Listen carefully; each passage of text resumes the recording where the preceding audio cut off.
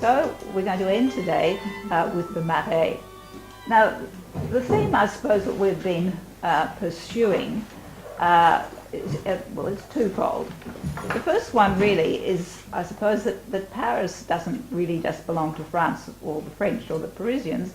It's really part, and her culture in particular, is part of the Western civilization's collective subconscious. Everybody thinks they know what Paris represents, and Paris has become a major tourist destination. And I want to investigate, particularly in the case of the Marais, what this has done to the way in which the French are managing to attempt to conserve their own identity, and in particular the identity of each of these small enclaves, which we've called quartiers up until now. So that really is the first sort of theme. The second theme is how these areas don't really correspond to administrative areas in Paris, even though Paris has a very strict, nomenclature, first, second, third, fourth, and up into 20, where you are supposed to belong. When people say, I live, they often refer to an area which has a broader cultural identity rather than an administrative one. And this is even more clear than, for example, what we were looking at last week with the Nouvelle Athènes. There is no administrative area called the Nouvelle Athènes. It was something which was developed during the Romantic era in the 19th century. At least it was in the 9th arrondissement. Here, the concept of the Marais goes across at the second and the third and the fourth, and indeed is expanding in sort of the subconscious of people who go there into the second arrondissement and right down to the Seine. So the original area, which was a Marais, a marsh, and which was geographically centred, is only a small part of what we consider the Marais.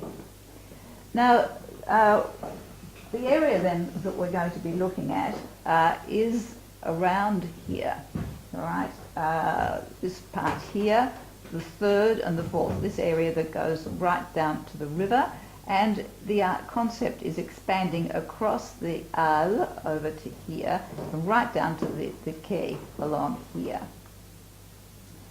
Now, the Marais, just very, very briefly, to sort of give you a concise overview of what we're going to be looking at, has known 3 or 4 sort of high points. It's one of the most densely populated areas of Paris. It's possibly the oldest in the sense that it has more vestiges of its medieval heritage there than anything else.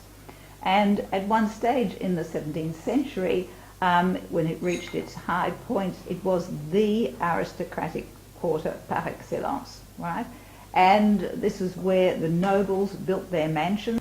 The great sort of wit and writer, La Rochefoucauld, actually sort of said, quand on a la chance de vivre dans le Marais, il faut savoir tenir son rang. In other words, when you're lucky enough to live in the Marais, you have to know how to maintain your aristocratic rank. All right, so in other words, it was seen as a privilege, and this was the high point, and of course it's going to change very much after that. All right, so the beginnings of the Marais that we're going to look at today quite extensively, because it really, the times of the Templars are going to actually structure the form of the 3rd and 4th arrondissement. This happens in the early 12th century. The next high point will be, as I said, at the time of the 17th century. Then the nobles will move out to Versailles, and the mansions will be taken over by the lower bourgeoisie. Some of them sold off, some of them still remain, which we'll talk about that. And finally, we, towards the revolution, will take these buildings apart, as we'll see. And in the 1960s, at the end of the 1960s, when the French were looking at their capital and wanting to forge a new image of themselves after the horrors of the occupation and the collaboration, which was even more traumatic and with which they had never really come to terms. They were going to destroy most of the Marais, and as you know, the Pompidou Centre is a great sort of sentinel showing what was going to be the rest of the Marais. However, André Malraux, a great writer who was the Minister of Culture with de Gaulle, in the 1962 Loi Malraux, forbids any further destruction of the historic buildings in that quarter. And this destruction would have been more than the equivalent of the destruction which had already been wrought in the revolution of 1789. All right, so you can imagine they're going to build Parnassian towers and all the rest of it. So the next point that it will become important for as the Jewish centre, all right, it was the centre of the Ashkenazi Jews who had come there in the 19th century fleeing the pogroms around Russia and so on. And until fairly recently, that has been its identity. And as we'll see, this is also falling away. And it is now basically, that's the little tiny synagogues that you find here. It is now the gay capital of Paris. And it is also largely inhabited by Americans. All right, so you get a lot of American gays and particularly American Jews who have come to live in the Marais. And there's a lot of sort of newsletters and blogs that are written by some of these people. And we'll talk about the Jewish question later on. So it's a very lively quarter, but again, if you're living right in the centre, you're not going to find a lot of the French, just the way Saint-Germain-des-Prés has basically lost its identity to, in many ways, Anglo-Saxons who have the nostalgia for the 1950s era. The latest part of this Marais is now, because it's become so popular, is a takeover of the old shops, and I thought this was a very good example of that, this wonderful 19th century boulangerie, which now hosts Ekyog, or whatever that is, some trendy cutting-edge clothing company for which the Marais now is famous. All right, all the stylish shops, the stylish boutiques are in the Marais. All right, so what is this area? It was built, and we're going to look at particularly by the Templars.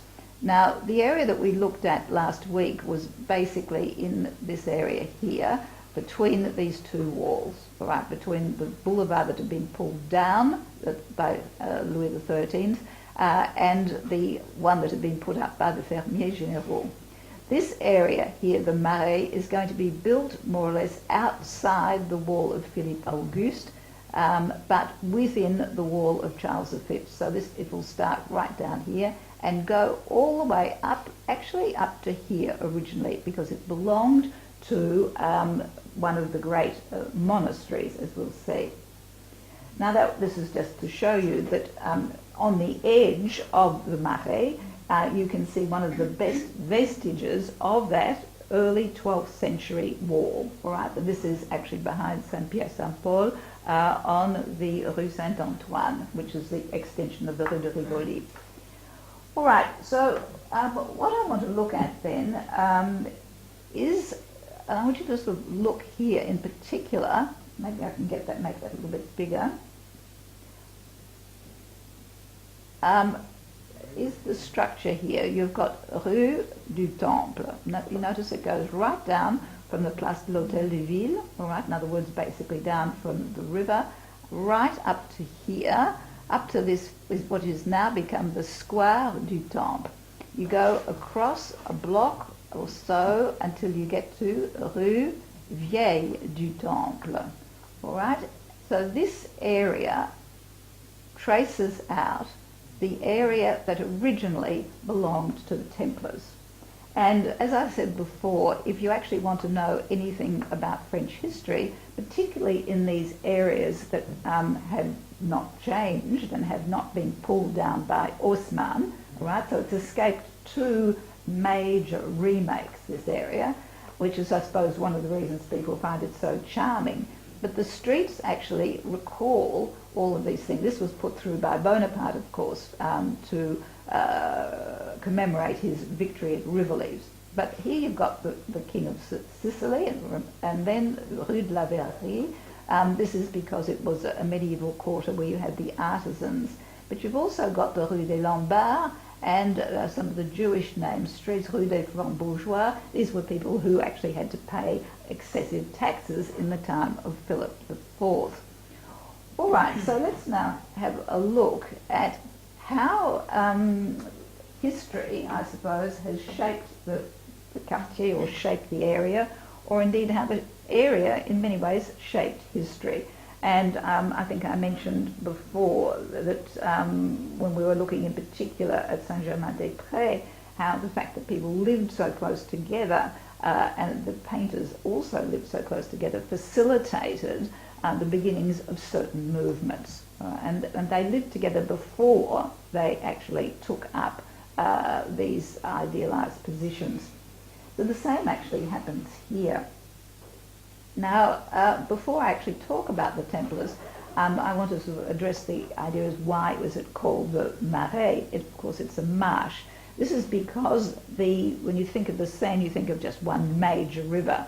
Well, of course, back in the 12th century, there were a number of small tributaries which ran into the Seine, which have either been dried out or covered over.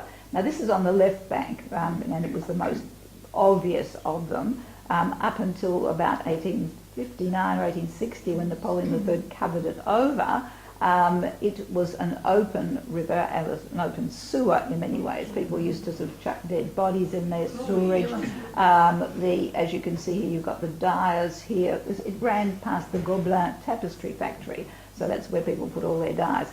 It was finally covered over, a little bit like the Fleet, you know, in Fleet Street. You've got a river which actually flows under and goes into the Thames. So this was the largest of the tributaries, but there was another one in the Marais which had to be covered over. And remember when we were talking about the Chaussée d'Antin in the 9th, the Duc d'Antin had to build a big footpath area because it was so marshy.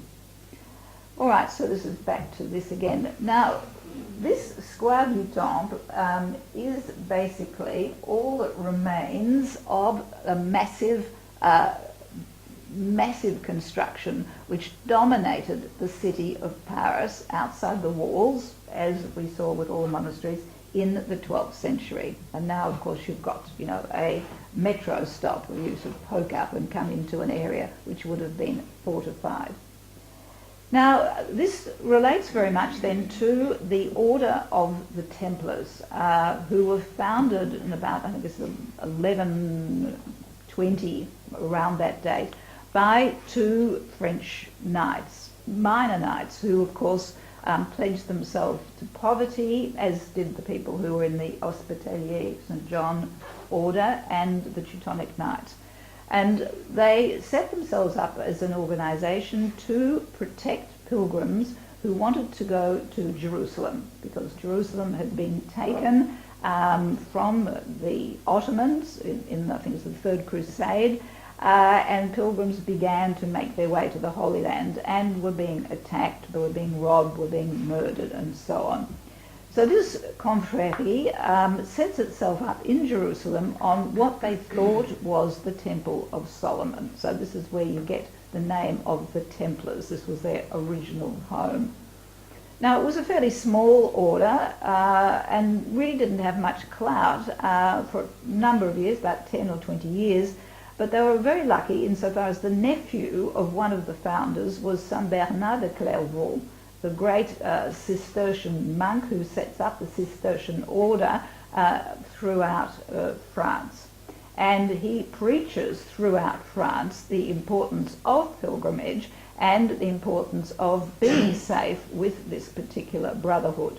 And so within a number of years, quite a short space of time, you found noble families were either pledging one of their sons to become a member of this order, or they were undertaking, or the men anyhow, the women were left behind, as you know, in certain conditions, and they gave, the problem was, how are they not going to be robbed?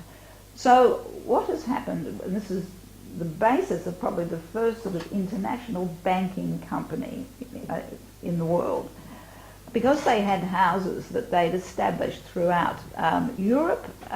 You need to think of Temple, for example, in Temple Bar in England. They allowed people to deposit their goods and their money with them and gave them a promissory note, so that these people would only travel with what really is the equivalent of a cheque.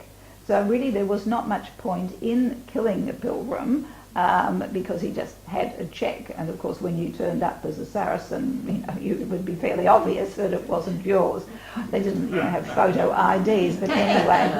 So this was a sort of safeguard, but of course it had the dual idea of enriching the order. So people then gave their jewels, gave everything, and took the money for what they needed for their trip when they arrived. This was aided by the fact that the Pope allowed these people to traverse any frontier. All right? Usually until then you were held at frontiers, you often weren't allowed to pass, but these people had a franc-passé throughout Europe and through the conquered part of the Middle East. So they became extremely powerful, and you always think of them as you have here. This is probably something taken out of my 7-year-old grandson's book of, what he wants to become when he grows up. But in actual fact, there was a very small proportion of the Templars were actually soldiers, and those that were in the cavalry. And they rode a special type of horse called a destrier, which is actually a lighter percheron, a lighter kind of draft horse. They had to be fairly heavy so that they could carry knights in armour, even though at this stage they didn't have the full armour that developed later. Now, the rest of the order were busy making money, and so within a very short time they became immensely wealthy. Now, they managed to, at the siege of Acre, they actually pull off an extraordinary victory against Saladin, but the tide gradually turns against Christianity. And in the late 12th century, of course, the Christians and the Crusaders are pushed out of Jerusalem. Jerusalem will not be taken again by the Western world or by Christianity until the First World War under the British.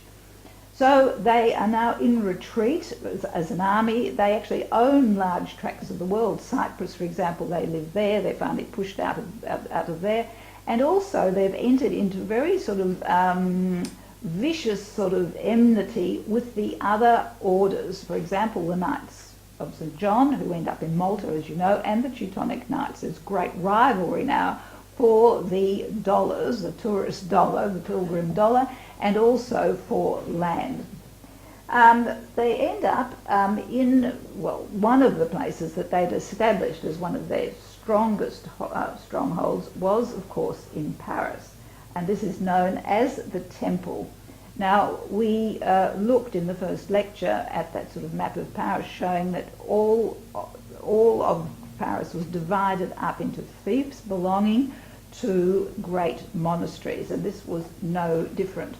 But the big difference with the Templars, of course, was that they weren't just a monastery, but they also had a dungeon, or what is called a donjon, is a keep, a fortified keep, where they could retire and withstand a siege, if indeed they needed it. So an enormous city grows up around the temple, all right? And around the temple also grow up a number of monasteries as well. This is the monasteries of the White Coats.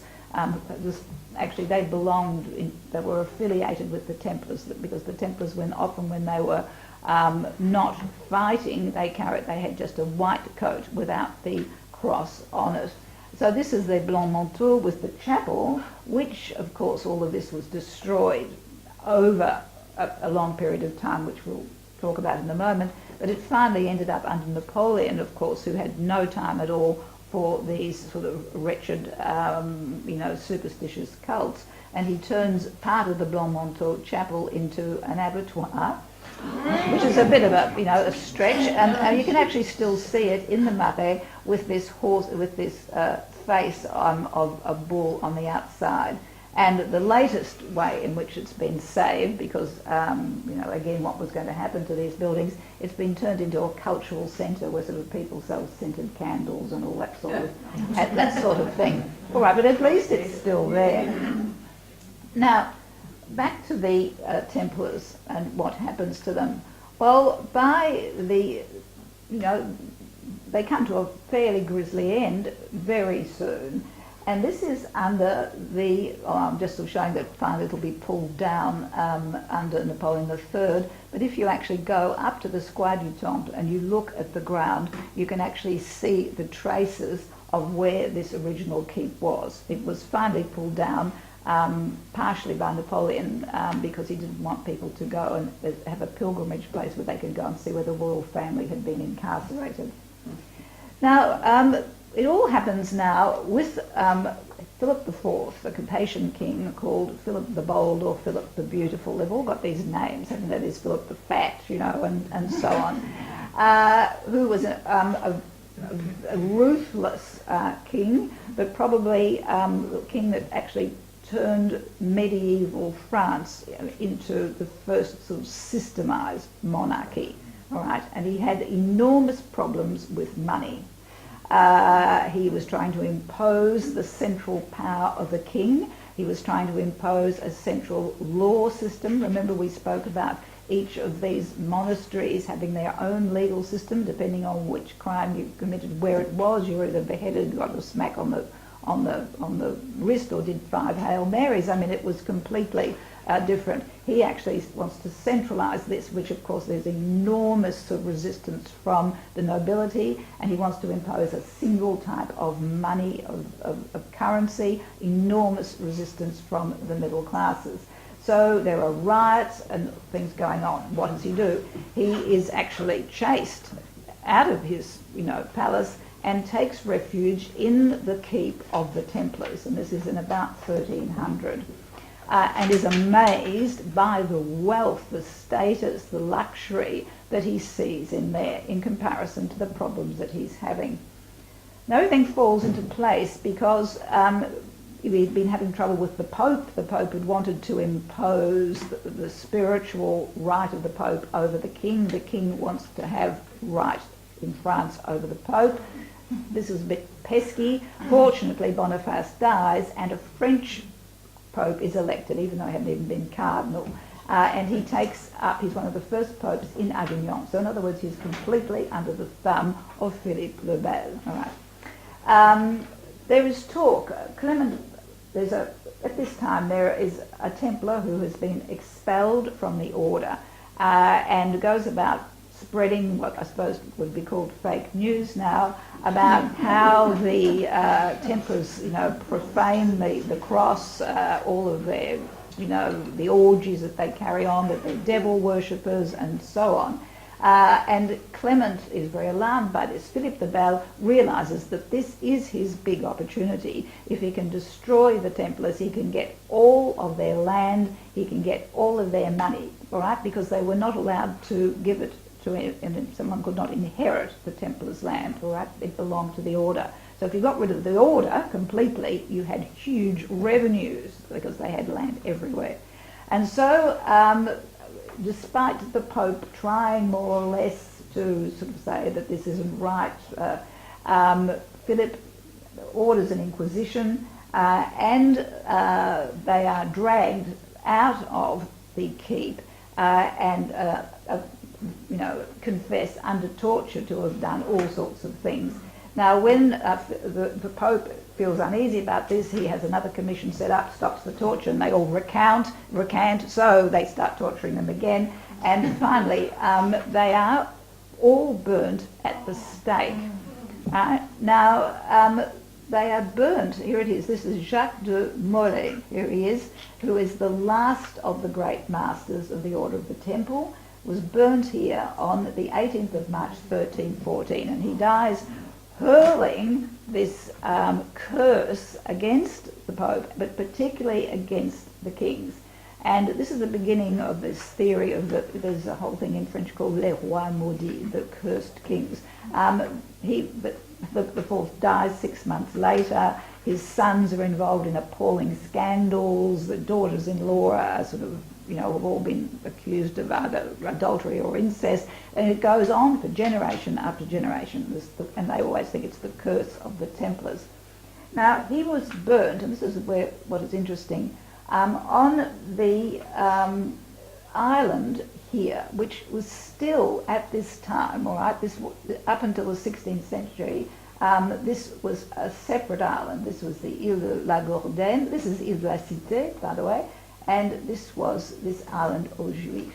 Now, the Jews had, in other words, their own area, and the Jews were the other people, of course, that Philip IV will expel, all right, because again they didn't have the right to bequeath their goods to anyone because they were there as étrangers, as foreigners, right? So again, incredible vast wealth comes to the king, and so with this he's able to mount armies and invade Flanders and so on. So he was a very ruthless king, but possibly the first modern king of France.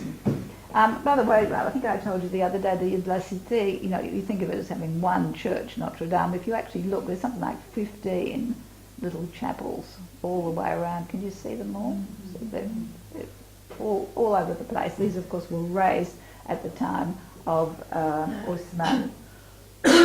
Now, the place where he's burnt, you can actually visit it because it's now part of the Ile de la Cité. There's a plaque on this bridge, the Pont Neuf. I just want to mention the Pont Neuf. The Pont Neuf was constructed by Henry IV, right, who was Henry of Navarre, the Protestant king who in the early 17th century is involved in the wars of religion, who fights against the ultra-Catholic League under the Guise, whom I'll mention later, and finally, at the death of the king, becomes the heir apparent, and this will cause huge ructions. He's heir apparent because he is the only male descendant from St. Louis IX. And in France we have the Salic law where you cannot have anyone on the throne who is a descendant of a female line, and certainly not a female, but even descendant of a female line. For some reason you can't trust women. I would have thought you would have known whose child it was rather, but anyway. So he becomes the king, and in the sort of famous word, says Paris is worth a mass. He actually changes from Calvinism and becomes a Catholic and undertakes a massive reconstruction of Paris. Now, there are really three people who actually work on the city of Paris and not just modify it for their own aristocratic needs. And these are all people who are outsiders, right? In other words, Henry of Navarre, right, who always lived in Navarre and was a Protestant. Then, of course, the two Napoleons. There is now, next to the Pont Neuf, you actually have the statue of Henri de Navarre. Just before I want to say anything, this is a very interesting bridge. It was, there was a lot of revolutionary thought went into it. It just looks like a bridge to us, but in fact it was the first bridge that spanned both arms of the Seine, and it was also made of stone, whereas most of the others had been made of wood and often burnt down. Also, it was forbidden to have houses on the bridge. All the other bridges had houses, which meant again that they burnt down. It also had footpaths, which meant that you didn't get crushed by traffic as you strolled across. And it had these little sort of toilettes for people to actually not just view the Seine, but people could sell things there. So this, it became sort of a landmark in Europe. This was such a revolutionary idea. It's a bit like the Eiffel Tower. People came to Paris to look at the Pont Neuf. And all people, whether they were sort of, paupers or wealthy, all came and thronged on the Pont Neuf. And there's still in France the expression, c'est connu comme Pont Neuf. It's something that's so well known you don't even bother mentioning it. It's because it's so, and this is where all the news bulletins were sent out from, and they had people pulling teeth and all the rest of it. So it was a very important structure, and he also would be responsible for another important structure that we're going to talk about later. Now, this was just some very old houses around there. Well, meanwhile, back at the temple now still exists up until the time of the Revolution, where much of it is, all the surrounding buildings will be taken over, pulled down, or used for other purposes. But by the time of Marie Antoinette, the keep is still intact. And this is where the king, the queen, and the two children will be imprisoned before they are sent to the conciergerie, and from there on to death by the guillotine. And where the little Dauphin will also die. He'll be taken away by jailers and so mistreated that he dies of malnutrition and starvation, basically. There's only one person survives, and that is the daughter, whom they now contest actually is really the daughter. They think that she's a substitute and so on, just like Elvis Presley, really. Right. All right, so I want you once again to look at this here with the Rue du Temple going up to, this is now where this keep was and has been destroyed, and the Rue Vieille du Temple. And you often hear about events that happen in the French Revolution, and you sort of wonder, well, how did they actually get there? I mean, you have images of packs of people traversing Paris. In actual fact, these things happen because they are so close together, all right? So in other words, it's really only a block from the Rue du Roi de Sicile up here, across and up to there. It's about a 7, 8, 9, depending on how fast you walk, minute walk. It's very, very close. All right, so I want to talk about one of the more horrific individual events of the Revolution, which involves the Princesse de Lamballe. She was one of the Duchesses of Savoy. She became the superintendent of the royal household of Marie Antoinette. And as you know, at the trial of Marie Antoinette, they wanted to accuse her of as many unnatural acts as possible. So she was not only having an affair with her brother-in-law, sort of incest, but also with, debauching her 8-year-old son. And when she wasn't doing that, she was having lesbian affairs all over the place. So this was this Marie Antoinette of these pamphlets that were being sent out about her, which corresponded virtually in no way to the Queen, who actually was having an affair, but no one knew about it. Which is really interesting. What they've done, it turns out that there was a Swedish person who she clearly was having an affair, because what they've actually done now, that they sort of thought there was no proof, but they actually have some of her letters which were preserved by this man, descendants, and there's a lot of the parts that have been scratched out. And with the very sophisticated technology, they've managed to be able to read beneath what was scratched out. And so it's clearly there was more than just simply sort of, talking about the weather going on. So what is ironic is, of all the things that she was being accused of, no one actually managed to get this one right. Anyway, the Princess Lamballe then was very close to the Queen, and when the royal couple are taken by the fishwives and everyone who marched to Versailles and brought back to the Tuileries, she manages to get away. And goes off to England, as most of the aristocrats did. They were welcomed there. When she hears that the Queen has then been transferred to the prison, she's extremely loyal and probably not very astute, I suppose would be the word, and she decides she's going to come back to keep the Queen's company. And goes back via Ghent. Of course, this is where all of the aristocracy were sort of frolicking and playing chess and having a damn good time, really, basically waiting out the French Revolution, and then manages to get back to Paris, where she arrives just at the time when there is a furor about again, false news, that the armies of the other monarchies of Europe are about to invade the French Republic. And so what happens is that the mob take over and grab her from prison. Now, before I actually go on with this, that you might think that she looks a little bit lascivious in the way in which she's dressed. Look, she's not a courtesan. This was sort of standard court wear, and you rouged your nipples as well as rouging your face, right? So there's a beauty tip. Now, those of you who have been to the Versailles exhibition would have remembered seeing this painting, which they talk about mainly in the context of chocolate and what people ate and drank. This is the Princesse de Lamballe here, who was married to the grandson of the Duke of Toulouse, who was the illegitimate son of Louis XIV and Madame de Montespan. Right, you've been listening. Good.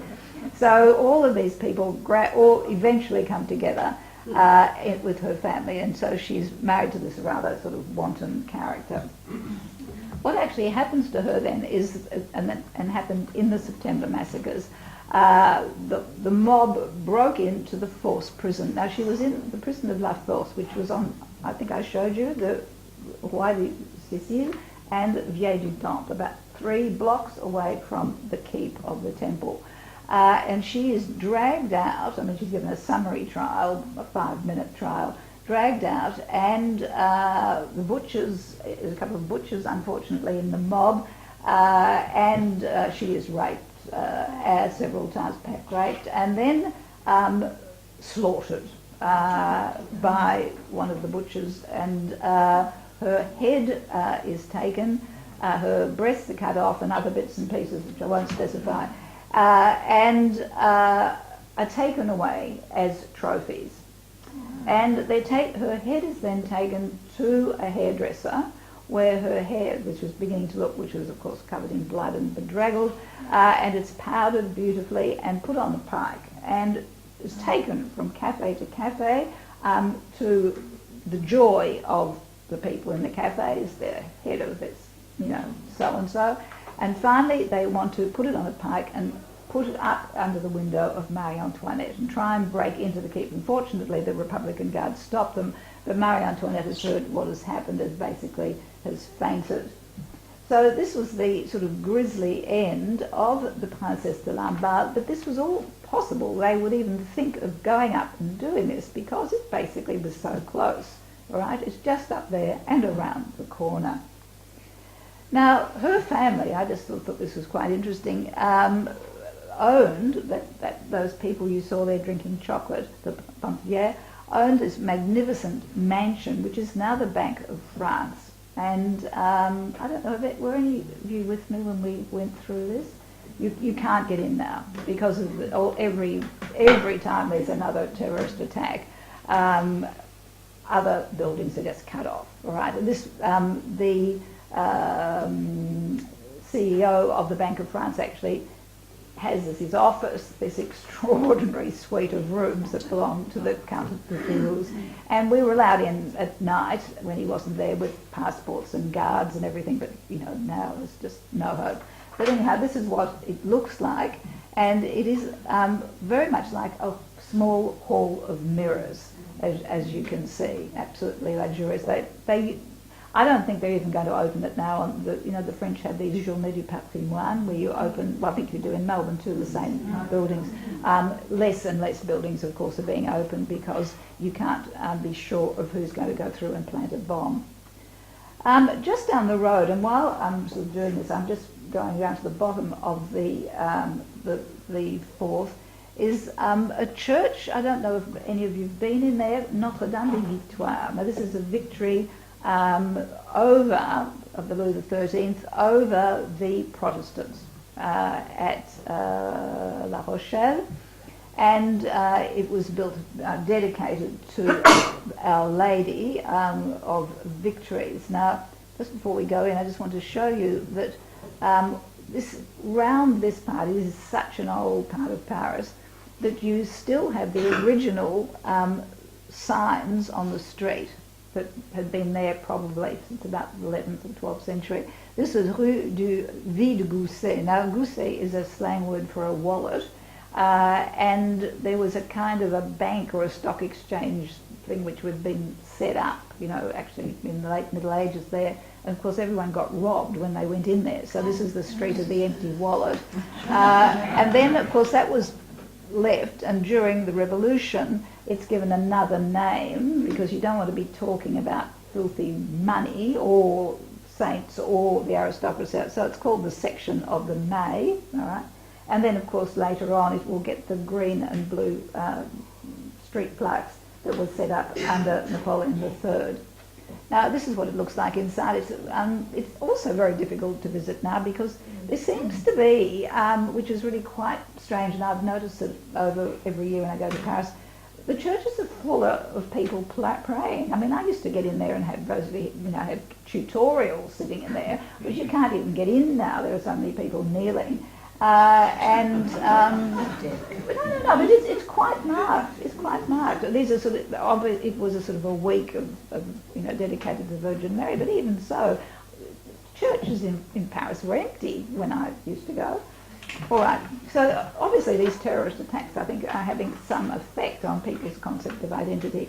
Anyway, this church was elevated to the level of being a basilica because there were a lot of people who couldn't make the pilgrimage to Jerusalem, and so they would leave a plaque inside the church, and the entire church is plastered with literally with these plaques, sort of with either thanks to Mary for something or other, I passed my music exam, or I can't go, or the other thing that they have is a plaster cast of a body part that was healed after the intervention of the Virgin Mary. So the only interest in that is that you've actually got plaster casts and you can see the size of people's limbs in those days. So the anthropologists and so on have a field day in Notre Dame des Victoires. But it's definitely worth going and having a look at. That's just a charming little cafe opposite.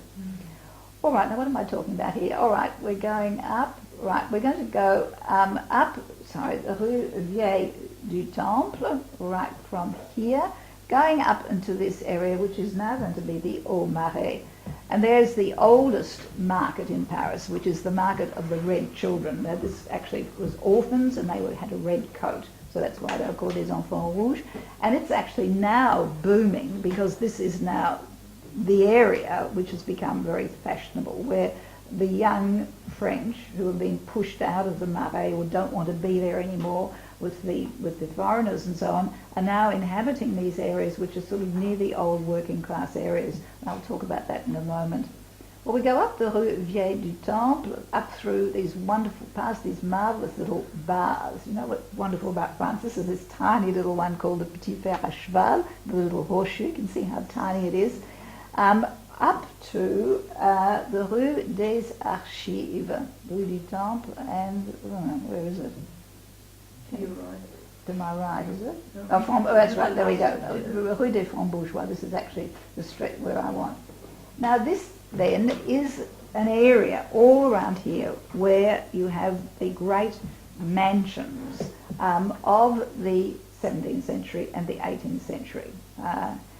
And which have been saved, but as we'll see, are being turned into museums, which means, of course, that you get an influx of people visiting museums, but not actually living or working there, which means that, this area is losing its vibrancy. Anyway, this is the Hôtel de Soubise, this wealthy, one of the great noblesse d'épée. You've got the noblesse d'épée, the people who earned their nobility by the sword, great fighters, and the noblesse de robe who more or less bought it through finances. Now this is a very interesting area because on the side, can you see that what we saw is the facade going across there? Right on the side is this original Hôtel de Clisson, which dates from the 14th century. You can see that. It's late sort of Gothic, strong architecture. And this was built by the Clisson and then taken over by the Guise. The famille de Guise, the great Catholic warriors who took part in the wars of religion. And it would have been from here and the Hôtel de Soubise that the order went out for the massacre of the Protestants on St. Bartholomew's Day. So it has a sort of heavy legacy.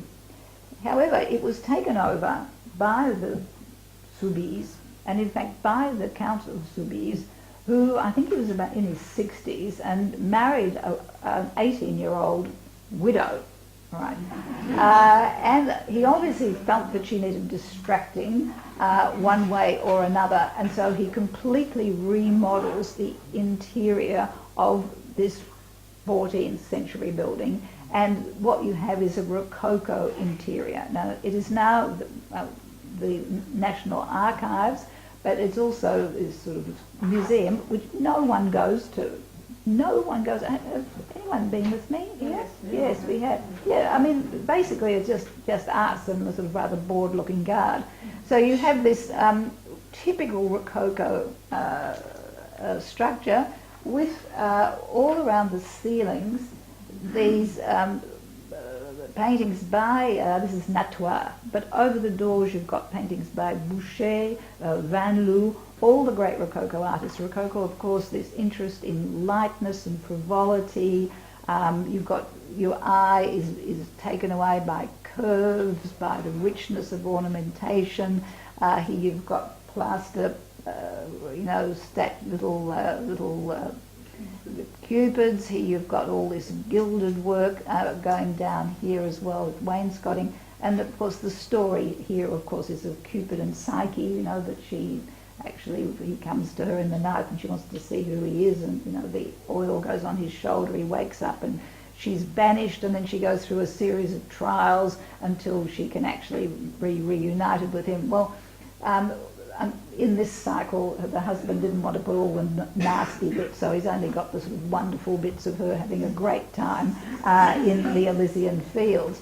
So all of this hotel was ornamented like this. Now, at the time of the Revolution, it was taken over, and particularly by Napoleon, to house the National Archives. Remember we talked in the first lecture about this contradictory way of behaving, the mob who want to destroy, and the intelligentsia of the revolution who want to conserve what speaks of the French nation. And so this is the beginning of the Archives Nationales, which you can visit. And what they have on show are high moments of French history. For example, you've obviously got the Declaration of the Rights of Man.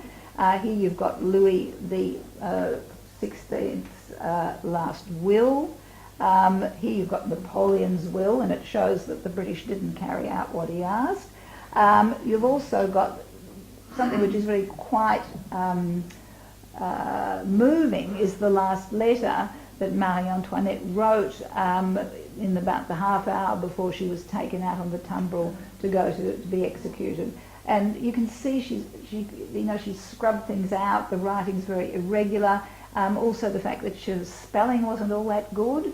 Remember, she's an Austrian, and she probably didn't spend an awful lot of time reading books, and so the spelling's a little bit round the bend, slightly childish way of expressing herself. It's really interesting.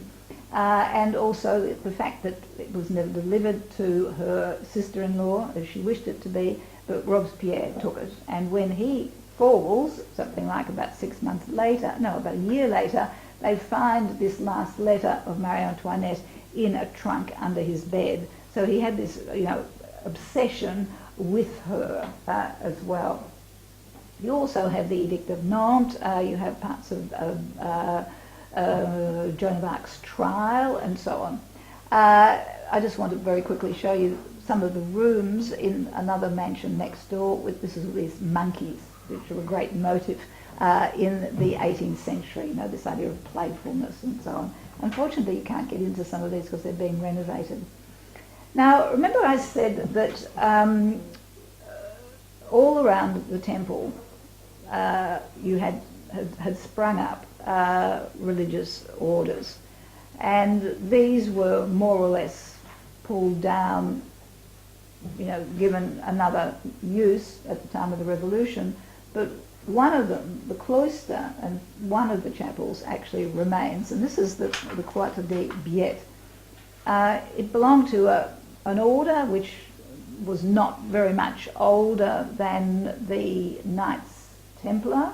They were called Billettes. They were dedicated to the Virgin Mary or something, and they actually had a square structure on a white outfit, and so it looked like a billet, a ticket, and so that's why they were called the Billettes. All of these names mean something. And they had set up this chapel because of an event which had taken place here. And this is sort of part of this rampant anti-Semitism which goes through particularly the late medieval era.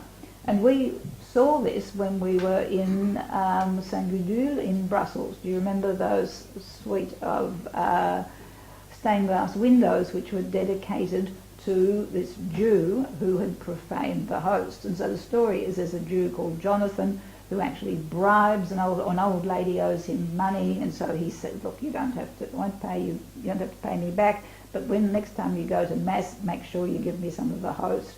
So she does, and so he gets it, and the Jews, all this ridiculous Jews all get together and stab it, and blood comes out of the bit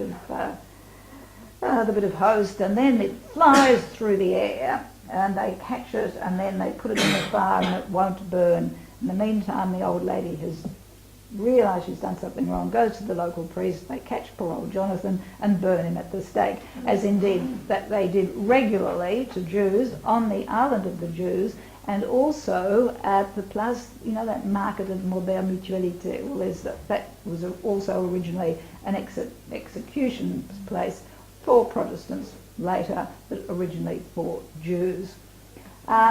So this chapel then is built up around this mystery of the flying host, and it becomes a great pilgrimage place, and once you've got something in pilgrimage terms, it becomes very wealthy. Anyway, it gradually is pulled apart, as you can see. I mean, you've got people living up there, you've got a kind of a balcony, but you still have this really interesting old cloister that you can get into. It then, of course, is taken over. Napoleon takes it over, and when he allows religion to come back into France after the Revolution, he signs a deal with the Pope in 1801 and allows Catholicism to be a religion, not the religion, and he also gives some churches, such as this one, to the Protestants, much to the chagrin of the Catholics, and opens up synagogues. All right, he had this idea that he's very even-handed.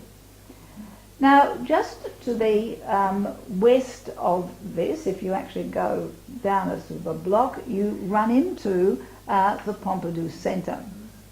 Now, whatever you think of this, it certainly is a very striking building, completely out of proportion with the buildings around it. This actually is what would have happened to all of the Marais, right? So this was built in 77.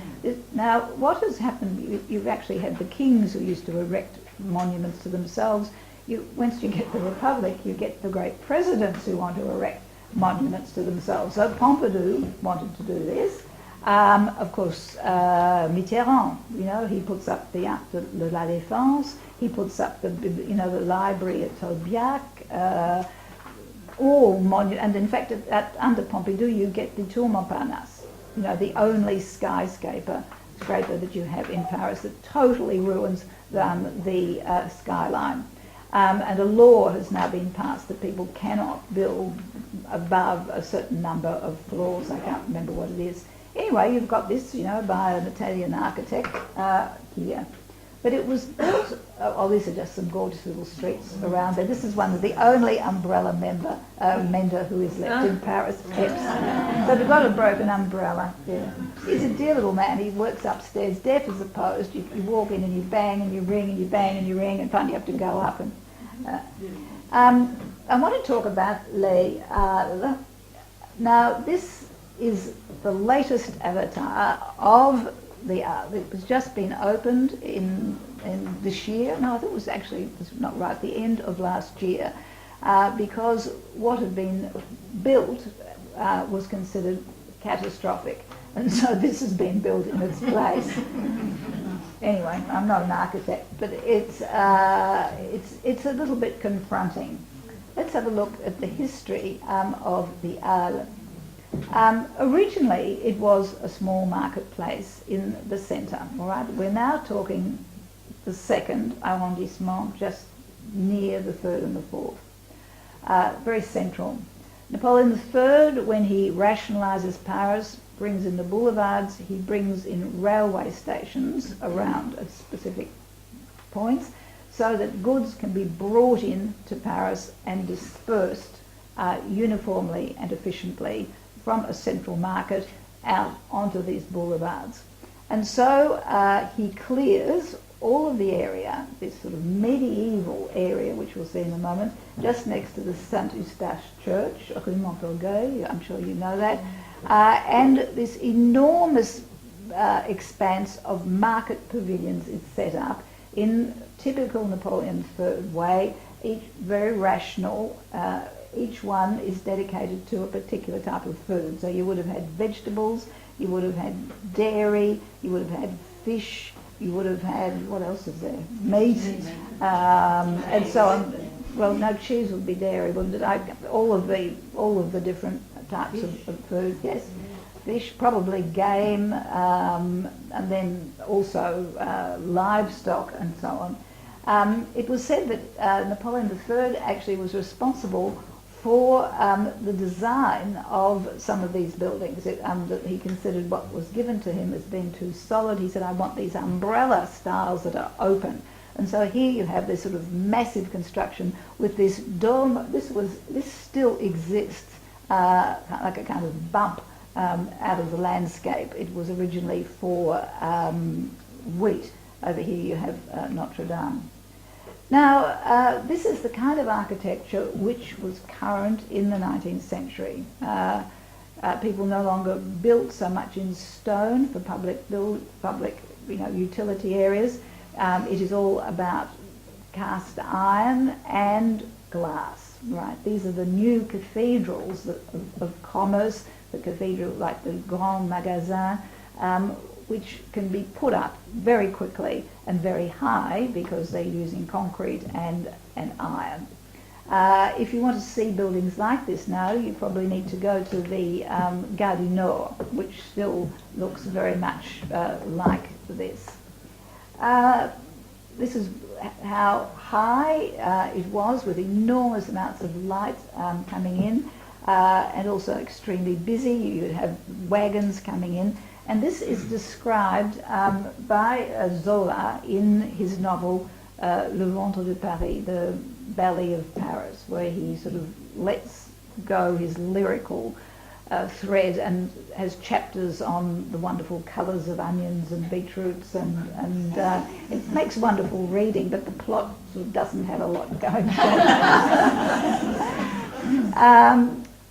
This is what was like in the centre there, as you can see. This is what it looked like up until probably 5 or 6 years ago.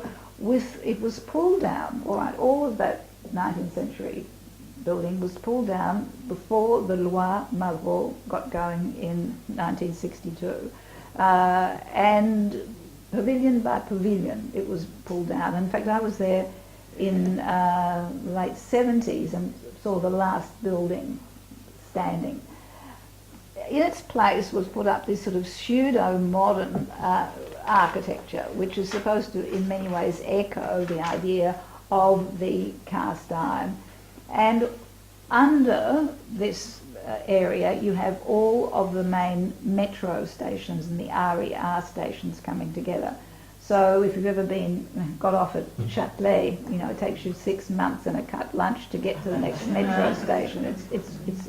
But it also, at night, you have an underground mall, and at night all of the drug dealers and the petty criminals from the surrounding banlieue, of course, got on the train and, of course, got off at the Châtelet. It became very unsafe. and finally it was also considered that it might be a centre for terrorism. So it was pulled down, and what we saw there was built in its place. What they did were conserve two of these particular buildings. One of them, which has gone to Japan, I think it's in Tokyo, and the other one is at Nogent-sur-Marne, which it sort of looks rather like a kind of a zoo. Do you know what I mean? It's completely lost its reason for being. It's I think they tried to sort of put a few, gangettes, balls and accordion music in it, but it just never really took off. And the only other, if you wanted to see one of these, this is actually a market which was built in the same style right next to where the temple building used to be. Napoleon III finally demolished the last vestiges of the keep of the Templars and put up this market and also the square. Right. Now, this area just next to the Pompidou Centre and Les Halles was the original sort of burial centre of Paris. Now, in medieval times, and in fact up until the Romantic era, which is about the beginning of the 19th century, people really did not have individual graves. Right? This is sort of the rise of the individual. It comes up in the 19th century, and people want to also be remembered in death as in life. If you were wealthy, of course, you were buried in the church, and that's, remember, the bodies underneath stank, and that's where you get the stinking rich. Surely, I'm not exaggerating.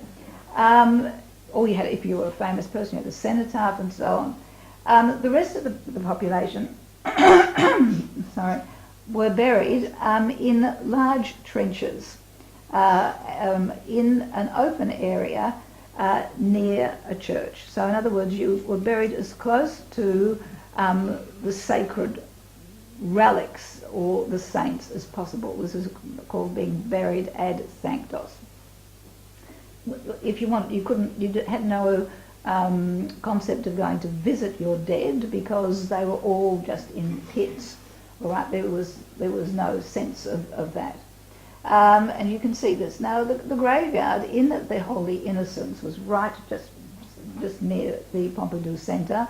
And gradually, with the epidemics of cholera, with the plague and so on, these graveyards, in particular this graveyard, became completely overloaded. They would sort of put the bodies in, put a layer of quicklime and another lot of bodies, and eventually the stench and the smell was impossible. People couldn't live round there. Candles would go out.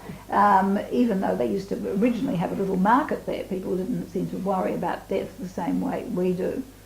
When the bones were, they needed to bury more people, they took the bones out and put them in what were called charniers. And almost every church up until the 19th century had these, what they call charnel houses, right? Because they wanted the land to put more bodies in, right? And on each of the parts in between the arches, you have these dance of death, with the skeleton leading these people away. So it's sort of, for us, it's a fairly sort of confronting sight, but it was sort of quite commonplace up until the 19th century. Well, what happens was that finally the soil collapses into the nearby cellars. It's so full of rotting bodies. And that the municipal people during the time of the Revolution and under Napoleon decide to transport the dead outside the walls of Paris. So in other words, you would now have the living inside the walls and the dead outside, which had always been the way it had been in ancient Roman times, right? You never had a contamination that they considered of living and dead. And one of the reasons also, apart from the collapse of the grounds and the stench and everything around the centre of the Holy Innocents, at the time of the Revolution, the streets literally ran in with blood around the three guillotine areas.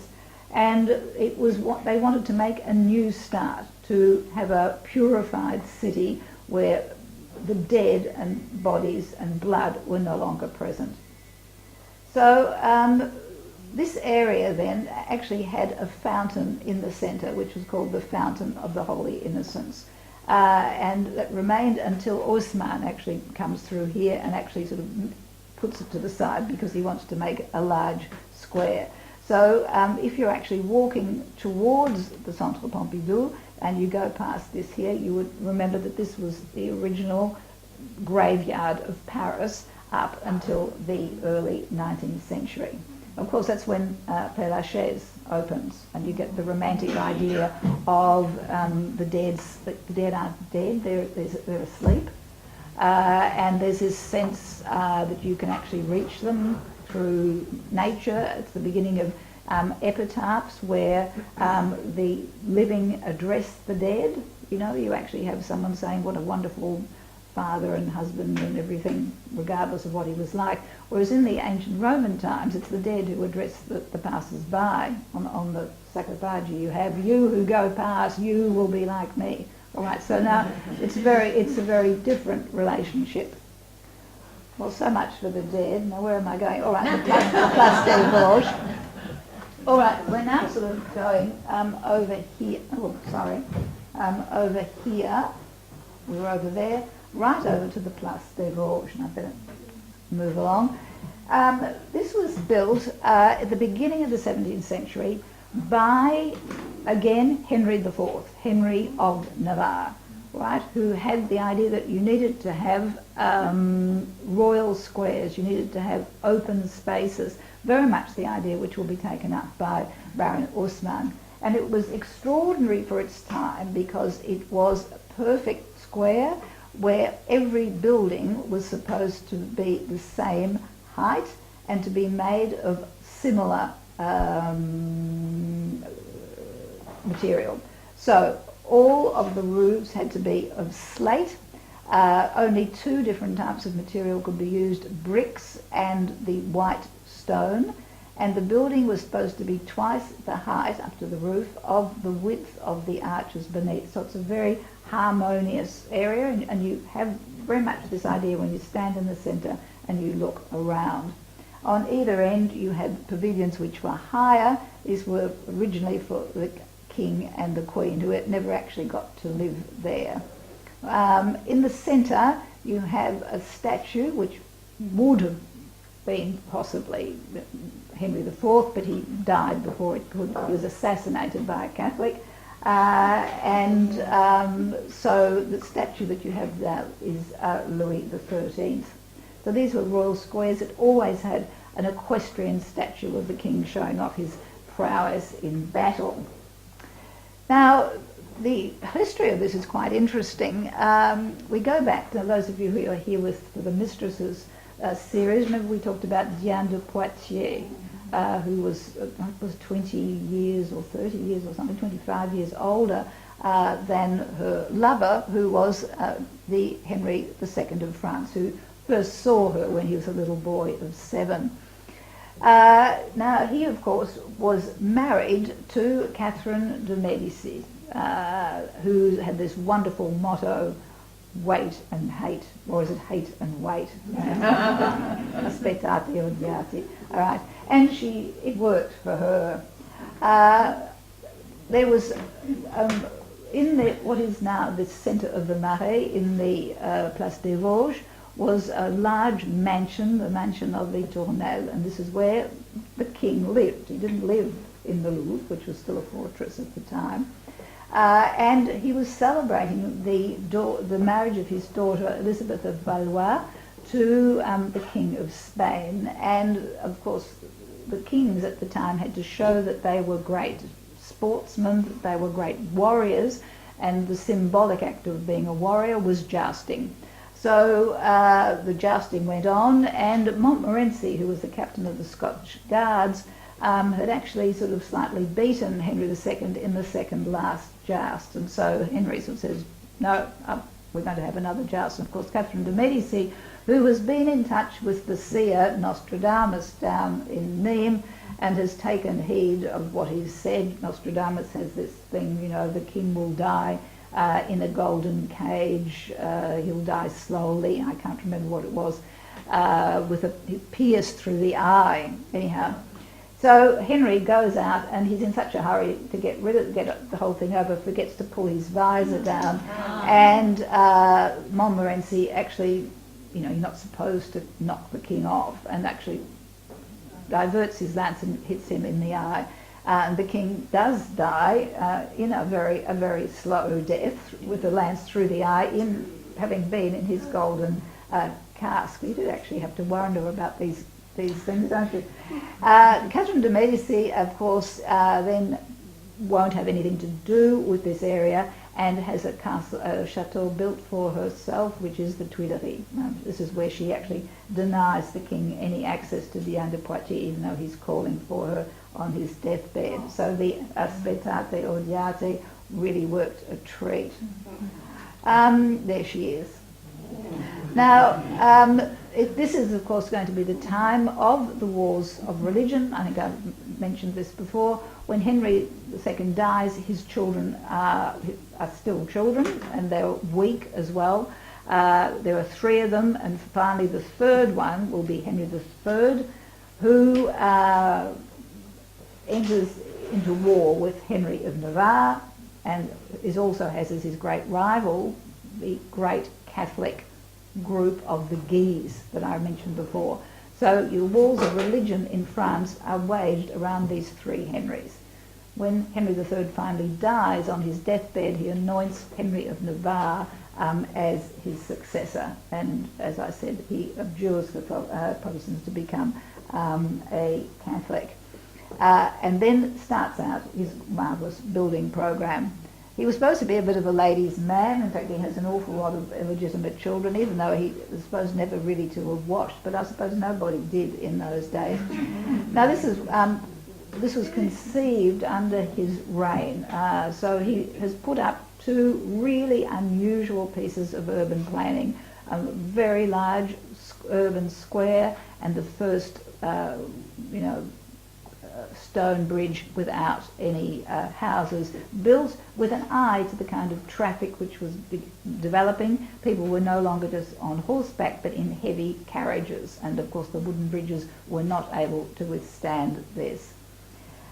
He never lived to, of course, see this. Now, it's called the Place des Vosges instead of the Royal Square because during the Revolution, Paris desperately needed taxes on the rest of France to maintain the revolutionary army and to maintain the parliament as well. And the first area of France to pay their dues was the Vosges, and so they had this area named after them. Now, Victor Hugo, this area becomes, during the 19th century, part of that romantic clique as well. Victor Hugo lives here as a child, which means, of course, that he's just down the road from the Musée des Monuments Français. Remember that I showed you in the first lecture the first collection of objects which are supposed to show the French heritage, and he's very much taken by this nostalgia for the past, nostalgia for medieval times, which of course is one of the hallmarks of Romanticism. Anyhow, he lives, it's now turned into a museum recounting much of his life. Now the rest of this area, I'll have to move a bit faster, is nothing but, there are enormous number of these mansions. This is the Hôtel de Sully. Now they've all been taken over by the French government for one use or another. This one now is in charge of the patrimony museums. This is where you go through it to the other side. You have the Carnavalet Museum, which was originally one of these mansions, which opens in 1880 to pay homage to the past of Paris. And this is where Madame de Sévigné lived, right? She was a countess who was married at a very, very young age, and her elderly husband was killed fighting a duel over his mistress. So when that happened, I think she decided, well, I'll devote myself to something else. And she is the author of something like 1,500 letters to her daughter and to her brother-in-law, which informs us of every thing that was actually going on in Paris. So it's la petite histoire, not the great historical happenings, but what it was like and who was doing what and so on, and was one of the great saloniers of the time. I just have to quickly go through this. This is, again, very much this idea that the French have conserving their past. I think you know, many of you have been there with me. You start off with the medieval street signs, bits and pieces of medieval buildings. We then go into rooms, whole rooms which have been taken from mansions or cafes or shops which were going to be destroyed. All right, and this is the first cafe that ever existed, the Café Militaire, and that's sort of on the ground floor. You then have a room taken out of the Hôtel Brûlade Genlis, and here you can get up very close and look at what Rococo architecture and interior decorating was like, and particularly this wainscoting, I think you'd call that, with layers of papier-mâché, actually, with then lacquered and then more papier-mâché and paint and that, which actually forms these embossed mouldings which give it its charm, but also make sure that you can't actually hear what people are saying next door, well, not quite as much, and it also conserves warmth as well in the chilly French winter. There's a whole section devoted to the Revolution. Here you have a child's toy, which is an ivory guillotine, which is, so you go up there and you go up and then it comes down and your head's chopped off. You have the cradle of the king of Napoleon III. You have an entire jewellery shop which was being demolished, and the Carnavalet take it. This is the most wonderful example of nouveau, as you can imagine. It's got all of the shop fittings, it's got the floors, it's got the stained glass, it's got the mosaics. It's a complete work, which of course is what Art Nouveau was. And also someone's ballroom, who was probably trying to do an IKEA modernisation and decided we'll get rid of this old stuff, and this has actually been put in there too. This is sort of the arrival of the Queen of Sheba to Solomon, and so people would dance, on the roof. The ceiling also gives you this total effect, which is quite amazing. Proust's bedroom, and opposite again this little patisserie which has now been turned into a knick-knack shop. Now, just very quickly going through this area around here, every second building is a 17th century mansion, all right? Which has made it more or less a bit at night like a dormitory around here. This is the Musée de la Chasse, where you've got fantastic pictures of people's pets and stuffed dead animals. It's not really my thing. You have Musée Picasso, which has recently been opened, which gives you the wonderful contrast between his work, and particularly his sculptures, and the rather stately sort of 18th century interiors. I put this one here because I just wanted to show you, during the Revolution, this would have actually had the coat of arms of the people who owned this building, and the revolutionaries obviously didn't have time to actually hack everything off. They just hacked off the essential. So when the nobility come back, they put that back up. We have the Library of Paris. I mean, there is nothing that area that's safe. The Fine Arts Library is in this wonderful sort of almost Gothic building. You go in there and I was asking for the Impressionists. They said, "Oh, turn to the left and go to the dungeon." And basically that's what it is. It hasn't been modernised. It's all these tiny little rooms. We get to the Hôtel de Ville, which was burnt down, and this is a reconstruction. It was a Renaissance building. But the exterior of it is, again, this French obsession with their great men. And the French, there's no other country, I think, that actually elevates intellectuals to such a level. People, got off murder trials because they were a genius. For example, Genet gets off. No one denies his crime, but should you put someone in prison, and Cocteau gets up and says you cannot condemn him, it'd be like condemning Rimbaud, and they think, oh, well, that's true, better let him go. But all around this building, there are about 3 women, which is quite something. Madame de Stael is there. It's all of great architects, great writers, great philosophers, 1 or 2 generals, but basically for the great of France. And inside, those of you who've been with me, this is supposed to be like the Hall of Mirrors of the Republic. All right, this idea that the Republic, particularly the Third Republic, will replace all other monarchs and can be just as magnificent. And if you actually look at the original Hall of Mirrors, it almost pales in insignificance next to it. I just want to have a look at what it's like. This is the Republic. It is the Third Republic. All right, so we're back here with this map. Now, where are we going? Yes, I just want to quickly now go into the Rue des Rosiers, which is the central part there. Oh, right, this is getting that time of day. This area was particularly populated at the end of the 18th century and the 19th century by the Jewish population. These were, as I said, the Ashkenazi Jews who were pushed out of Central Europe. And it was absolutely the beating heart of Jewish Paris. The Sephardim, who have come up from Portugal and from Spain, see themselves as different, and they are, in fact, much more successful in business. You get the Perret and many of these other sort of dynasties. And the French themselves, when they were persecuting the Jews, made a difference between the Sephardim and the Ashkenazis. They saw these others as being more similar to themselves. So you have very much the Orthodox Jewish part in this street. What happened here, this is the Hôtel des Juifs, which still exists, in the 19th century, during the time of the Revolution, those mansions that we saw that haven't been saved and turned into museums were broken into tiny apartments. The courtyards were filled up with artisans, because many of the Jews that came down often worked. They were silversmiths or they were leathersmiths or so on. So you have all of this aristocratic quarter becomes a sort of working class hub of artisans and people often speaking another language.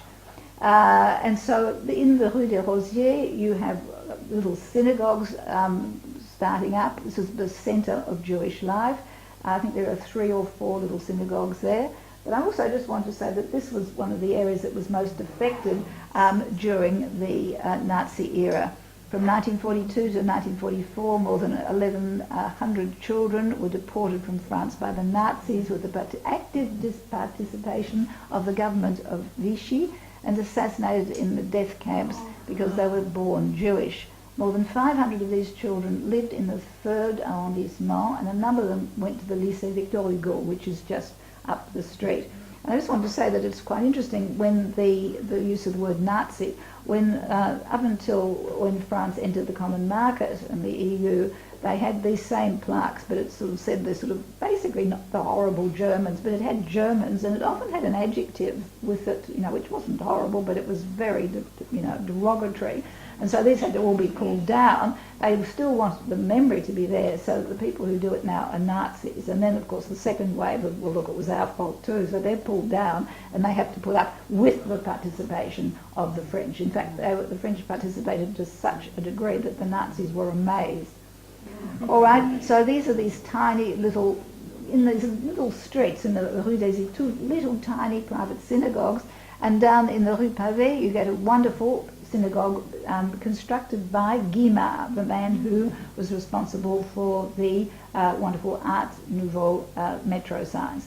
This was, it was like the Torah. It didn't actually have the Star of David originally. It was bombed in 1941 and rebuilt. I just want to show you the interior, which is clearly inspired by the Art Nouveau, with these beautiful lamps looking like flowers and the stylized flower-like glass. Now, what has actually happened to this Jewish quarter? Well, several years ago, in fact about 10 years ago, the French government decided that they had to do something about this. There were traffic jams, and so they decided to cut off the Rue des Rogers and make it a pedestrian mall. And the Jewish people who lived there said, well, this is going to be the end of our the vibrant life of our quartier. The restaurants can't get food in. It's no longer just a street. It's somewhere where it's going to be overrun by tourists. And indeed, they were right. And this is a very good example. This is Joe Goldenberg's delicatessen, which was famous. Jews used to come here from all over the world to go to Joe Goldenberg. I think it was in the 1960s there was one of the first sort of terror attacks, or one of the anti-Semitic attacks anyhow, where a number of Jews were killed by people of Muslim faith. It continued and staggered along for a while, but once you got this implementation of the pedestrian mall, it has now been taken over by Le Temps des Cerises, which is not like Zara, but it is a smaller chain store of chic clothes. And every time you go back each year to the Rue des Rosiers, you find another of the little Jewish delicatessens has been taken over by one of these chic shops. And there used to be a fantastic sort of vintage second-hand shop right in the middle. I used to go there with all the students. They'd all come. One of them actually bought a mink coat. She got a mink coat for 20 euros. Seriously, it was amazing. Anyway, so all around here, to make up for it, there is now a Jewish museum. I'm not actually going to have much time to talk about this, but there is the Musée Cognac G, which was founded by the owners of the Samaritan shop, which closed mysteriously in 2005, and people are not sure why. Theoretically it was because of asbestos. However, it has not been resolved. It is still closed, and there is a battle going on because it's been sold to a Japanese consortium, and they want to make it into a apartments or a hotel, and there's huge sort of resistance to this, but it's evidently going to go ahead, but they're trying to modify it. Anyway, this is 12 years later, and it is still not resolved, but this is what it was like inside. And so I think part of the idea of the patrimoine is that they have to keep this, and they say that they can't, and this is also the ceiling as well. So this would be a terrible pity if this disappeared. Anyway, the Cognac G didn't have any children, and they left all of they became art collectors. They were both basically shopkeepers, but once you sort of reach a certain amount of wealth, you become an art collector. And they had a rather sort of heteroclite sort of collection, but they have, if you want to go there, it's one of these little gem museums where they have beautiful pieces of Meissen, beautiful snuff boxes in particular, and this wonderful drageoir. A drageoir is where you have little sweets as well. Now, I just want to very sort of conclude. I'll only be a few more minutes. What then is happening to the Marais? Right, it has been taken over.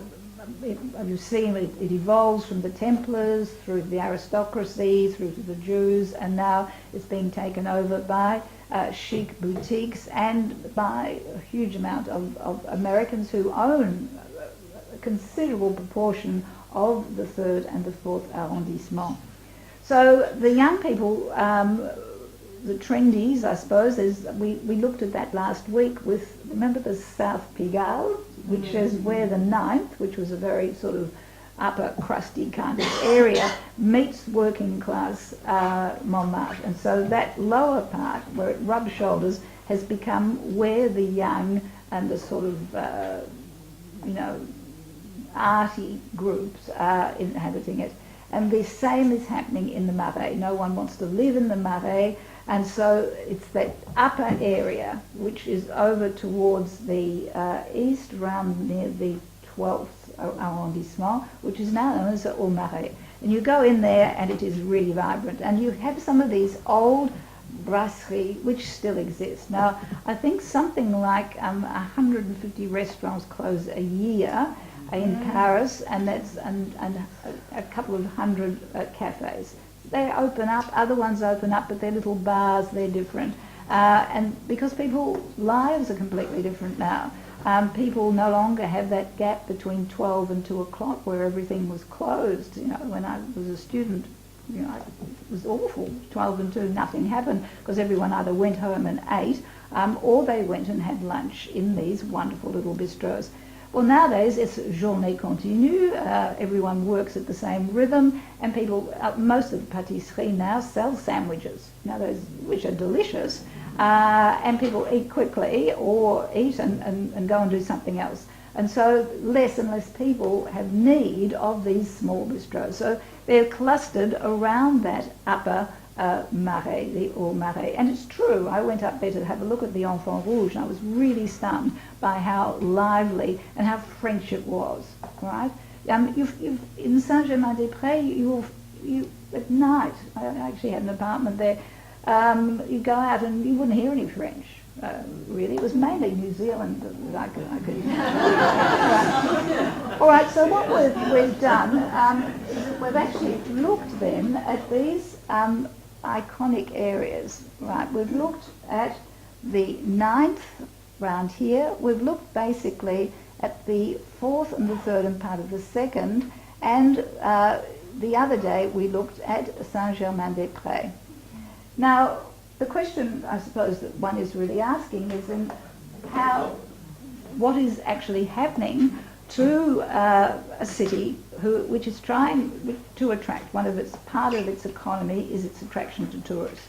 After the terrorist attacks, particularly the Bataclan, there was a huge drop in tourists, and the tourist economy more or less collapsed around the centre, and it was really quite catastrophic. Hotels were closing, and so on. So what has happened, we're going back to this slide that you saw when we were talking about Saint-Germain-des-Prés, where the most prestigious bookshop, Librairie La Une, has now become a Louis Vuitton outlet. So in other words, you've got part of that identity of Saint-Germain-des-Prés. Remember we talked about Paris divided into 3, the left bank of the intellectuals with the bookshops. Well, that is gradually now being eroded by an area which is attempting to survive in a new way. And it's not just the fact that they have put up a Louis Vuitton shop where they think they will attract tourists. It's more adapting part of Paris to what tourists expect. Do you see what I mean? It's playing to this fantasy that many people have. And there is actually a syndrome which has been marked amongst Japanese women tourists who have a concept of what they think Paris is going to be like, and they get there and it's not at all like that at all. I mean, it's dirty, it's not, they have a paradigm of what it's like, and they go back and they are quite depressed. And one of the key things that they sort of come for, of course, are these status symbols. You know, you can get a piece of Paris if you've got a Louis Vuitton handbag. And in fact, if you've ever been at 10 o'clock or 9 o'clock at Galerie Lafayette, when it's closed to everyone else, and there's a queue of 10 feet long with people queuing up to buy their piece of Paris. So this then is now translated away from the Grand Magasin over into Saint-Germain-des-Prés. And so the question arises, and it's arising probably for all the great cities of the world, how do they keep their identity? How do they continue to be vibrant? How do they change and yet remain essentially French? So thank you very much.